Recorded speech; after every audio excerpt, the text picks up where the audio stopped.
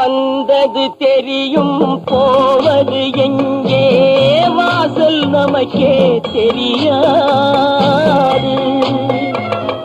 வந்தவரெல்லாம் தங்கிவிட்டால் இந்த மண்ணில் நமக்கே இடமேது. வாழ்க்கை என்பது வியாபாரம், வரும் ஜனனம் என்பது வரவாகும், அதில் மரணம் என்பது செலவாகும். போனால் போகட்டும் போடா, போனால் போகட்டும் போடா.